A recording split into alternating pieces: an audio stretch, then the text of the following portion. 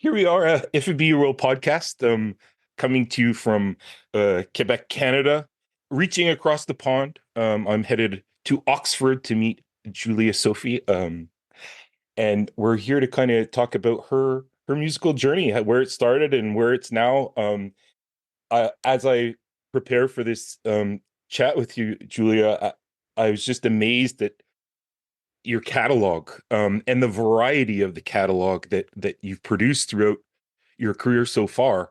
Um, I always like to ask this as a first question is where did it all kind of start for you? Like where did the doors of the music world open for you as you were growing up?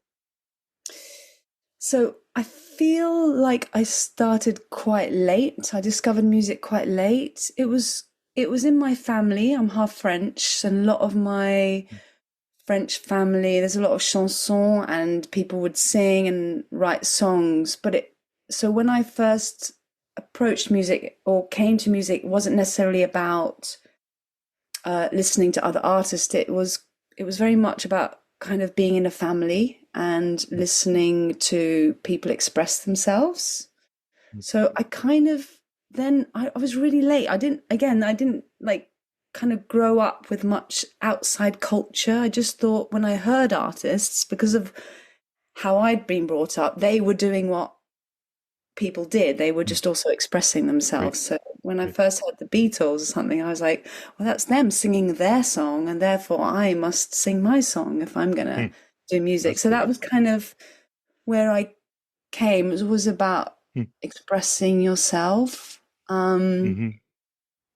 I didn't actually start learning or playing the guitar till I was like 16. I used to sneak into music lessons at school, and I wasn't actually allowed in the class. I wasn't meant to be there, I hadn't signed up. And then one day the teacher took me aside and said, if you want to stay in the class, you're going to have to start doing some of the homework. Right. And it just so happened that that week was we had to write a song using seventh chords. Hmm, cool. And my French grandfather recently died, and I picked up a chord book and I just literally looked up all the seventh chords: A7, C7, E7, E minor, all these chords. And I strung them together and I wrote a song, my first song, and it was a song that I wrote for my grandfather, my French grandfather, who I then sang at his funeral. And that was my first kind of foray into songwriting, I Right, guess. right. Was And from was there. that first song a real reflection of your grandfather and your experiences with him? And Yeah, yeah. And was that just you vocal guitar that you that wrote was it? me, vocal guitar. Well, And then it kind of grew into my mum kind of saying, well, if you're going to just practice at home or play, just go out and do it. And so I never really talk about this. And then I started busking. So oh I would wow. busk on Saturdays, I'd take my guitar and sing songs that I'd written. And then I met somebody who was then like, hey, do you want to be in my band? And Yeah. then I formed my first band. I think I was 17. And then my next door neighbor was like, hey, I'm doing a gig. Get your band, like, want your band to Right. open up. And it was literally like 3 gigs or 4 gigs. And I think my dad had said, yeah, she'll do it. She's in a band or something. I was very, not very much in control of anything. I had no idea what was Sure. going on. And then, yeah, actually, that was my first band, and we actually Well, got spotted by a Sony person at our very okay. first gig, and Wow. then Wow. offered this kind of management, this deal thing, and then basically it was such a terrible deal that we didn't sign it, and then we all disbanded and went off to university, and that was it. Wow. So, What was the and then style of there's that first loads band, more, Julie? but Sorry, What was the style of that first band? Like, it what, how was, would you label it? it was. We were four girls and we Wow. were pop. We were just pure little ditty pop songs, you know, simple chords, and it was so much fun. It was kind of Right. part of kind of felt like forming an identity, like having a place, Hmm. having a band, having a group, and we were like a real gang, you know. So that was my That's first, that cool. was kind of rites of passage and growing up. Sure, Yeah. sure. It's- What do you think that they noticed in that first gig that was like, whoa, there's something here with these gals, and I want to try to get be a part. Like, what was it that you thought that they were like, okay, we got to get these guys and sign them and make records and tour? Like, what do you think that they thought of you guys those first shows? I never really thought about that. I think we were fun. Like it was Hmm, all about like it was fun. It was all like naivety. I hmm, was I was writing songs and there was another girl in the band who was also writing songs and there was two of us and she was an absolutely brilliant songwriter. I think she's incredible. And I guess there was a little bit of competition between us. We would like try and up each other and hmm, I think maybe it was just, yeah, fun and fresh and right. new and I don't know, Hmm, hmm, catchy. yeah. Well, something because yeah, I mean that's pretty amazing that first encounter of um particularly at a young age too, right? I was talking to some other bands too that tried to get scooped up super young in age. And they just were like, we weren't prepared. We didn't know what to expect and we didn't know what they wanted from us. And we were just like, we want to make it. So we'll just whatever they want. Um, and as they reflect on that past, they were like, I should have done this and this and this and this. If you reflect back on those times when those first initial like feeling of the startup, um, what were your kind of like lessons that you learn now reflecting back on it that you would have tweaked a bit back then if you could have? I don't know. I think I would have signed that deal. I was very Hmm, much disappointed that we didn't sign it because the other band okay. members didn't want to sign it. They were far Right. more sensible than me. So maybe my regret was not like that, but Right. so that felt tough at the time. I Hmm, think, I mean, moving like after that when I formed my kind of post-university band, I don't know about regrets and hmm, things we haven't hmm, done yet. Um, hmm. I don't know. I Well, think maybe not so maybe regrets, Julia, but more of like reflections on that kind of helped reflection. you grow in the end. I think I should have sometimes been less thoughtful about others. I know Hmm, that sounds silly, but often I didn't put myself first and I cared right. about other people more than me. Hmm, hmm, And although that's a funny regret to have, sometimes I've noticed that, for instance, like Radio 1 DJ wanted to play a track of mine ages ago, really mhm, loved it, but it had gone through a friend hmm, and didn't want to upset the radio plugger, for example. I was like, well, there's a job. And if I do that, then. So there's things where I'm like, if right. I had maybe just kind of put myself first, and there's other Hmm, thing like not upsetting. I still find that really hard, actually. I mhm, kind of don't want to upset people. yeah. And that I hear you sometimes on is that. I quite a hear you on cost. that. It's yeah, yeah. It's always kind of a learning. I mean, I even feel at my age as well too. Sometimes like being the yes person all the time and not saying, well, that might not benefit me particularly well. And it takes strength and bravery to kind of draw that line at times. Particularly when you have influences like, come on, yeah, like, And you um, care about people. I mean, it's a yeah. tricky one because in some ways I don't regret that because you know, I think there was I had an opportunity to have a song in a big tobacco advert years Mm, ago, and I was well, very principled that I wouldn't do that, you know. right. And yet, you know, it had been an opportunity to earn a lot of money. So like things like that, I'm just like, Yeah, why do I do, you know? yeah, But yeah, so in one sense, it's good that I think it's important to hold on to who you are, and sometimes I wonder if to make it there has to be a kind of ruthlessness that mm, I mm, don't think I've had, or at times when I have been more successful. I just worked really hard. Like it was the Right. sole thing that I did. I didn't go out. I didn't see friends for ages. Mm, I mm, was very focused. So I don't know. It's a tricky mm. one. And often you'll Yeah. hear in interviews looking back on a bit like big famous, artists who have made it, who we admire and inspire, like, I mean, the greats. There is an element of like having to be, their focus is, that's their Right. focus. There is no compromise. And Right. I wonder if that's part of it. I don't know. Mm. Being It's an nice, it's not interesting thing to ponder for sure. always, huh? It's an interesting to ponder for sure. Like, yeah, what if? I mean, to What be, if I had yeah, been, yeah. yeah. Um, Kind of talking about your two different styles.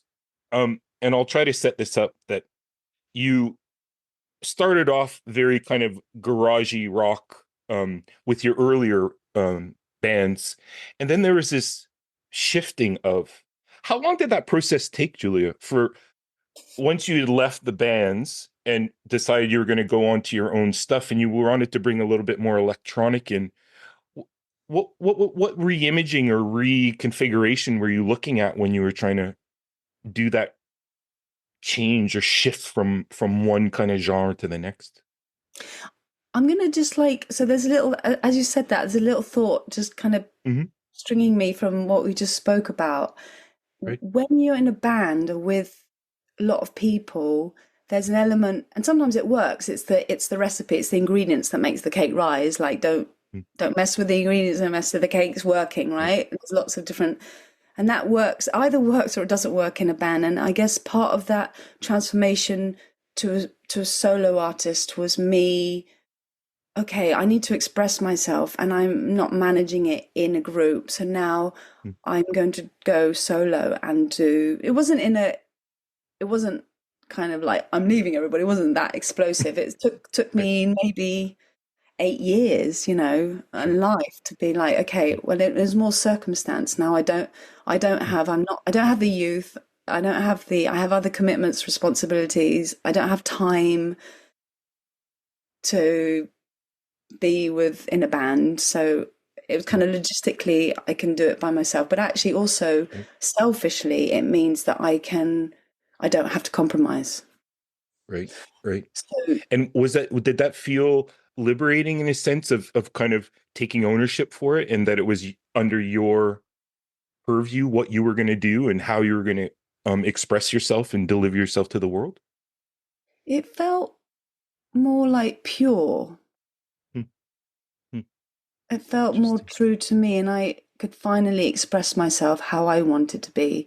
If I Hmm. want to put harmonies, if I want to, Right. you know, mess around with um, effects and layer and do, I don't, I can just do what I want, and Yeah. that is liberating, and Hmm. it's also quite lonely. Like it comes Hmm. at a cost. Like I'm by myself. Okay. I only have Right. myself to question, and it's a load of work, that Yeah. I Oh, it can't is. share the load. So everything has pros and cons, but it does Hmm. mean that when I'm writing and producing, I can I can I can communicate. I can try and put across, yeah, what I want to without having to compromise. Right. Right. It makes a lot of sense. It makes a lot of sense. Now, your latest record that you put out, Forgive Too Slow, I mean, it got really well received. Would you agree with that?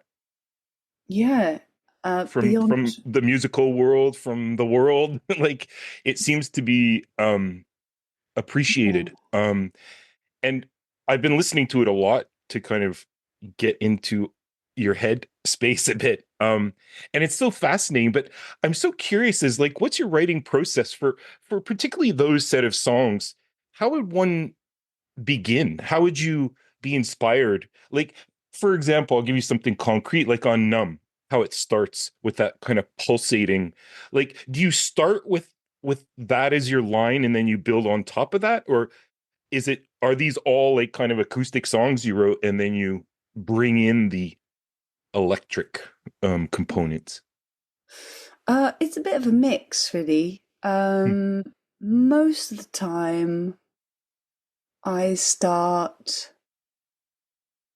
with an emotion or a feeling, and I'm quite traditional in my songwriting approach. I guess that's my roots. It's like I Hmm. do gravitate towards like verse, chorus, and Right. these things. Hmm. So yeah, I tend to start with lyrics, a gentle beat, like nothing, basically totally as minimal as I can. So I try not to color in.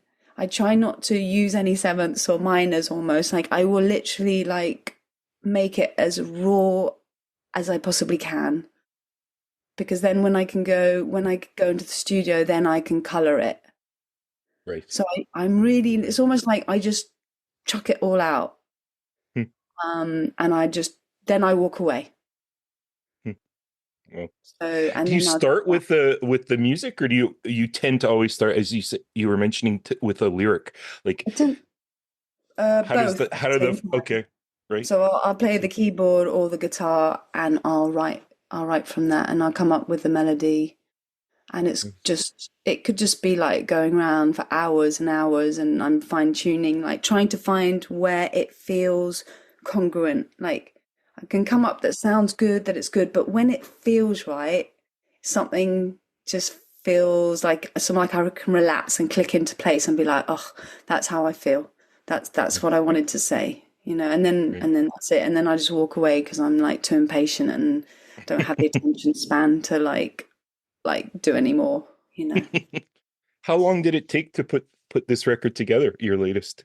Um, like, what was the whole process of from penning them to putting them on tape to launching it? Like, how was that whole process for you?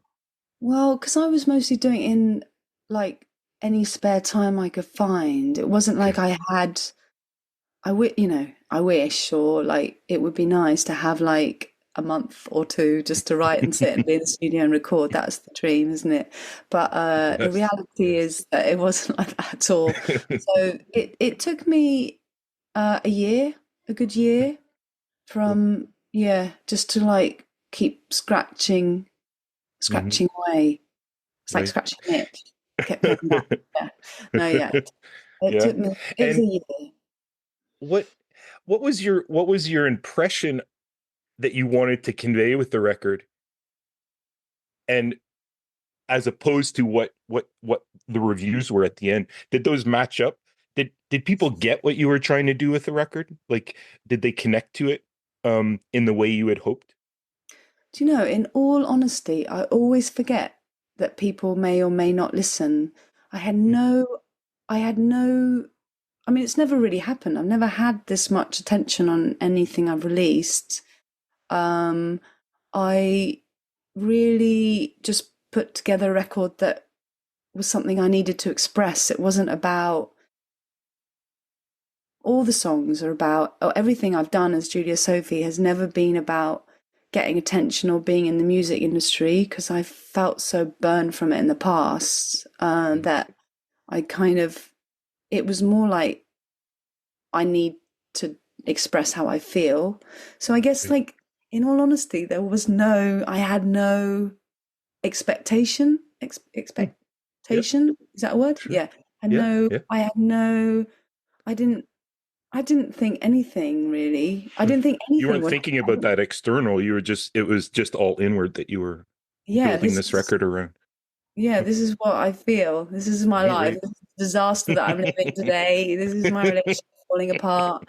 This is us having an argument. This is like I'm just constantly trying to like put things right Right. and it never works. So it just and then yeah, I guess the reviews have been incredible really. I just had no idea. Then it becomes a philosophy, doesn't it? It's like, Right. oh, now I have to make, and now it has to be an art piece. Right. Um, Right. you know, and some Do you find review, that that's putting pressure on you for, like, do you feel pressure, like, okay, they said all these things about this record, yeah, not thinking about the future? Does that do you feel that it's invading in that personal space of when you create a record where it's very internal, that the second one you might get more in your head about what are they going to say, and or are you able to kind of keep those two separate?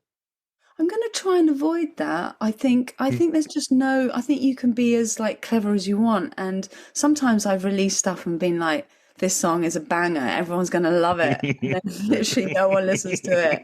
And I'm like, I don't understand. And then, so I just don't think there's any rhyme or reason anymore. I'm just so confused. I have no idea. So I think what I have been in this record that I maybe haven't been when I think, oh, I'm going to release a banger, this is great, is actually honest with how I feel. Like I've gone like cerebrally or cognitive, I've gone like this is clever, but actually on the stuff like with this record, I just like this is how I feel.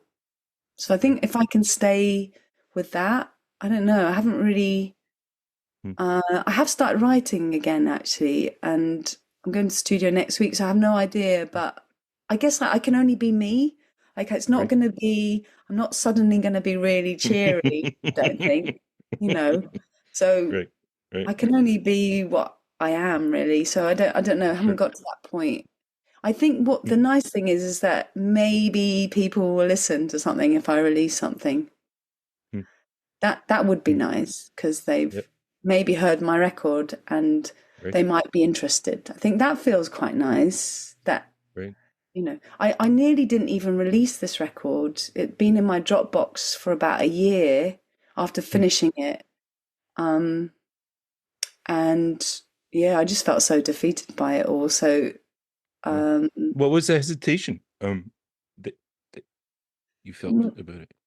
well, it's a lot of work to release a record. I didn't have a record label. I Okay. didn't have any kind of. I'd released three EPs, Yep. and they'd done really well. And I thought, oh, maybe I'll get a label. Maybe I'll get some support. It's that lonely thing. It's like me Right. just doing it. And I just thought, well, if nobody wants to release it, then why am I releasing music? Like, why am I bothering? Like, is it just for my own ego? Is it just me?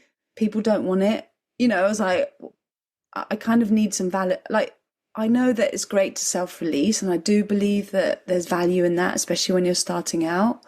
Right. But at some point, there's a realism. If I'm going to release it, either I release it, I just play it to my friends. But if I release it, I don't know, why am I doing that? So I was really questioning that.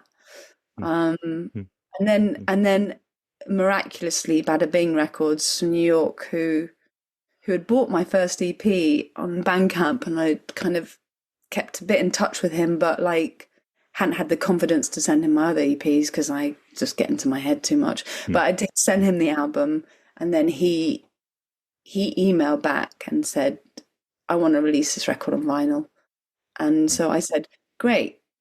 That gave me that's the only reason why the record is Wow. not in my Dropbox. It's like, Seriously. okay, Wow. That's an someone, amazing story. Wow. yeah, I mean, so there you go. happenstance. Sometimes in the music business, just it's you never know what might happen, and No. what song might, get in touch with someone else. And I mean, it's just it's a crazy business. And Yeah. I mean, kind of a question for you is like, what keeps you going?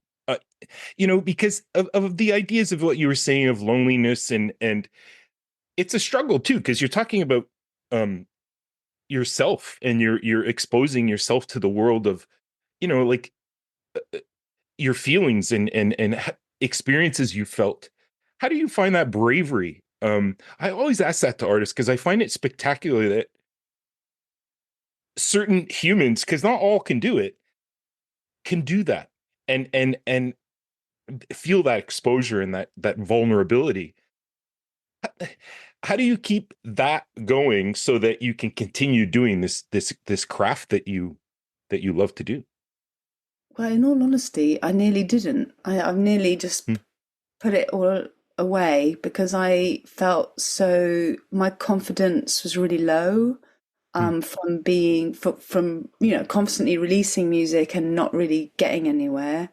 And so it's really like bad for your mental health to have like constant knockbacks or just constantly be told you're not good enough or, not even acknowledged. So it is really tough. I wouldn't say it's the most healthy environment to be in. And for me now, like having gone through like, I need to get my stuff out of storage. I need to like actually put together a show. Like I in all honesty, it's given me the confidence to start again. Like I hadn't really written anything for a year or 2 years, because I'm just done. It's just so painful. So basically, yeah, I think there's a certain element of, I don't know, what's that word when you just enjoy a bit of pain? Masochism. Maybe masochism, and yeah, maybe. But in all honesty, when my album got because I released an album, my album when I got signed, ugh, to Island Records back, years ago, and I worked so hard to get signed. Like maybe it took me 4 years, 4 or 5 years of my band to like we were doing gigs most days of the week, and then it got like a 0 out of 10 in the NME, and it just totally killed my career. Having worked so hard and been totally like Yeah. like the reviewer had totally got the wrong end of who I was, and it was just all terrible. So this time around, obviously I had no idea that my album was going to get into Pitchfork. I had no idea that, I don't even know how that happened in all honesty, but that was really triggering. That was like, oh my God, is this moment going to be really shaming? Am I going to have to hide in a cupboard again and like told like it like publicly shamed about how bad my music is? So like it's actually really You were frightening. on the edge there. That was really on the end. That was really, but I had no, yeah, I just had no, I think I just had no idea it was going to touch people. And I don't know if it'll ever happen again, really. I'm just, but it is nice when it's the other thing, when you're not Right. publicly shamed and slaughtered, slain in public. I must say I feel a little bit I've gone round the full circle. Yeah. I've gone Yeah. from being totally publicly humiliated to finally, I feel like I've crawled back up the mountain and kind of managed to kind of, what's the word? Redemption, like be Redemption, yeah, for redeemed. sure. Yeah, a little bit. So there The you go. phoenix rising out of the ashes. Yes. So maybe it's a lesson in kind of not giving up, but bloody hell, Yeah, it's been hard. absolutely. Yeah. Well, I mean, your experience and your dedication and it's remarkable. And I think this achievement you should be tickled about. I mean, it's such a great record. I had friends like I have friends all over, the music friends, and they kept sending me your record. You got to listen to this. Got to listen. Really? So it's Oh. touched so many people, and these are people from the U.S., from Europe, from Australia. So again, I think you achieved something that was for you, but it's touched people in a way that is really sensational. So thank you for this record. I hope people Thank you for buy it listening. and see you and go and watch you tour and buy the record. Just to kind of wrap things up, Julia, what can we look forward to from Julia-Sophie come 2024, 2025? You had mentioned you're headed back to studio. What's your timeline look like for fans out there that are wanting more of you? Yeah, good question. I'm going to do a few shows in the UK over the next this like the end of this year and start of next year. Um, I am going back into the studio. I don't know what's going to come out of it. Um, yeah, there's part of me who's I don't know. I'm kind of going to see what comes out. I just got to. I've just started writing again, so I'm going to see what happens. Don't know. I d Cool. Maybe an It's a album, good maybe place to an be in. EP. right? Yeah, I I mean, feel creative, you know, that's yeah, nice. Sometimes you I seem don't. liberated and like um excited about writing process starting up and records and songs and collaborating and Yeah. getting yourself out there, which is it's exciting for me Yeah. as well. Oh, thank So you. We'll see. Let's keep the door open, but I cool. definitely feel like, yeah, I feel inspired. Amazing. Well, again, I just want to thank you, Julia, for this. It's been a really fun talk with you. I've loved listening about your history and struggles and successes and ups and downs and circular, and it's been really fascinating. So thanks for taking some time to share your life with us. Well, thank you so much for listening. I really appreciate that. Means a Awesome. lot. Well, all the best.